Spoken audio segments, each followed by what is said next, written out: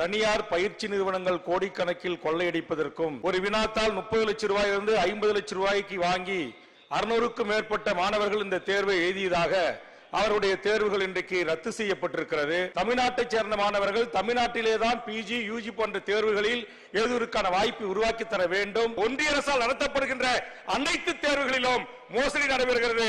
அனிதா போன்ற அனிதாக்கள் சத்து மனிதர்களை கூடாது என்பதற்கான கடுமையான முயற்சியை நீங்கள் மேற்கொண்டு தடுத்து நிறுத்த வேண்டும். நீட்டோ நெட்டோ அனைத்து தேர்வுகளும் ஒன்றிய அரசு கொண்டு வர தேர்வுகள் ரத்து செய்யப்பட வேண்டும்.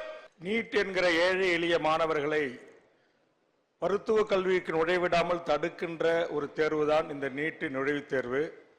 இதை இந்தியாவிலே முதலாக எதிர்த்தது நம்முடைய தமிழகம், மாண்புமிகு நம்முடைய தமிழ்நாடு முதலமைச்சர். ஆனால் தொடர்ந்து இந்த நீட் தேர்வை நடத்தி தனியார் பயிற்சி நிறுவனங்கள் கோடிக்கணக்கில் கொள்ளையடிப்பதற்கும் ஏழை எளிய மாணவ செல்வங்கள் இன்று நீட் பயிற்சி மையத்திற்கு செல்ல முடியாத ஒரு சூழலும் அவருடைய மருத்துவ கனவை பொய்யாக்கி வந்த இந்த சூழலில் தொடர்ச்சியாக நாம் சட்டம் இயற்றியும் தீர்மானம் நிறைவேற்றியும் ஒன்றிய அரசுக்கு அனுப்பி வைத்தோம். ஒன்றிய அரசு அதை குறித்து கிஞ்சித்தும் கவலை கொள்ளவில்லை. நாம் இயற்றிய சட்டத்தை அனுமதி அளிக்க வேண்டிய இந்திய நாட்டின் ஜனாதிபதி அவர்களும் சட்டத்திற்கு ஒப்புதலிக்கவில்லை. தற்போது இந்திய முழுக்க இந்த நீட் தேர்வுக்கான வினாத்தால் வெளியாகி ஒரு வினாத்தால் 30 லட்சம் ரூபாயிலிருந்து 50 லட்சம் ரூபாய்க்கு வாங்கி 600க்கும் மேற்பட்ட மாணவர்கள் இந்த தேர்வை எழுதியதாக அவருடைய தேர்வுகள் இன்றைக்கு ரத்து செய்யப்பட்டிருக்கிறது. அதேபோன்று இந்த ஆண்டு பிஜிக்கான தேர்வு இங்கிருந்து தமிழ்நாட்டு மாணவர்கள் ஆன்லைனில் அப்ளை செய்த போது அது கிடைக்காமல் பல மாணவர்கள் வெளிமாநிலங்களுக்கு சென்று எழுத வேண்டிய சூழல் ஏற்பட்டது. இந்த ஆண்டு என்னுடைய மகள் உட்பட எனது உறவினர்கள் 5 பேர் அதற்கு முயற்சி கொண்ட போது ஆன்லைனில் இடம் கிடைக்கவில்லை. ஹைதராபாத்துக்கு விமானத்தில் சென்று அங்கு தங்கி தேர்வு முகாமுக்கு செல்லுகின்ற சூழலில் தேர்வு ரத்து செய்யப்பட்டிருப்பதாக இரவு 10:30 மணிக்கு அறிவித்திருக்கிறார்கள். மாணவர்களுக்கு தெரியவில்லை. தமிழ்நாட்டைச் சேர்ந்த மாணவர்கள் தமிழ்நாட்டிலேதான் பிஜி யூஜி போன்ற தேர்வுகளில் எழுதுவதற்கான வாய்ப்பை உருவாக்கி தர வேண்டும். நம்முடைய முதலமைச்சர் அவர்கள் தலைமையில் இயங்குகின்ற நம்முடைய அரசு தமிழ்நாடு அரசு சீருடை பணியாளர் தேர்வு ஆணையத்திற்கு குறிப்பாக குரூப் 4க்கு 20 லட்சம் பேர் மிகச்சிறப்பாக நம்முடைய அரசு பள்ளிகள் தனியார் பள்ளிகள் கல்லூரிகளில் எழுதுவதற்கு மிக கட்டுப்பாடாக ஒழுக்கமாக மிகச்சிறப்பாக இது போன்ற போட்டித் தேர்வுகளை நடத்துவதற்கு வாய்ப்பு இருக்கிற நம்முடைய மாநிலத்தில் ஏன் சில லட்சம் மாணவர்கள் நீட் தேர்வை யூஜி பிஜியை தமிழ்நாட்டிலே எழுதுவதற்கு அனுமதிக்கவில்லை? இவர்கள் வைக்கின்ற தேர்வுகளிலே கூட நம்முடைய மாணவர்களுக்கு மன உளைச்சலை உருவாக்கி இவர்களுக்கு ஒரு பெண் பிள்ளை ஒரு 16 வயது நிரம்பியவர்கள் தாயோடு தந்தையோடு இதர மாநிலங்களுக்கு சென்று எங்கு ஓட்டல் எடுப்பார்கள் எங்கு சென்று இருக்கிறது என்று தேடி கண்டுபிடித்து சென்று தேர்வை எழுதுவதற்குள்ளவே மன உளைச்சலுக்கு ஆளாகி அந்த எண்ணிக்கை குறைய வேண்டும். அந்த இடங்களை வேறு மாநிலத்தவர்களை கொண்டு நிரப்ப வேண்டும் என்கின்ற மிகப்பெரிய சதியும் அடங்கியிருக்கிறது. இரண்டாவது, இன்றைக்கு பிஜி போன்ற உயர் படிப்புகள் அதற்கு மேல இருக்கிற மாஸ்டர் ஆஃப் டிகிரி ஆர்த்தோ அதே மாதிரி இருதயம் மூளைச்சாய்வடைந்த மறு சிகிச்சை போன்ற சூப்பர் ஸ்பெஷாலிட்டி மருத்துவர்களுக்கு இந்தியாவிலேயே அதிக இடம் இருப்பது நம்முடைய தமிழ்நாடு தான். நம்முடைய ஸ்டான்லி எம்எம்சி போன்ற தமிழ்நாட்டில் இருக்கிற அரசு மருத்துவக் கல்லூரிகள் இதுல இன்னைக்கு இந்த உயர் படிப்பு 7 சீட் இருக்குனாக்க 5 சீட்டை அதர் ஸ்டேட் மாணவர்கள் படிக்கிறாங்க. ஒரு மாணவருக்கு நம்முடைய அரசு 1 கோடி ரூபாயிலிருந்து 5 கோடி ரூபாய் செலவு செய்யுது. ஆக இது மிகப்பெரிய அநியாயம், அக்கிரமம்.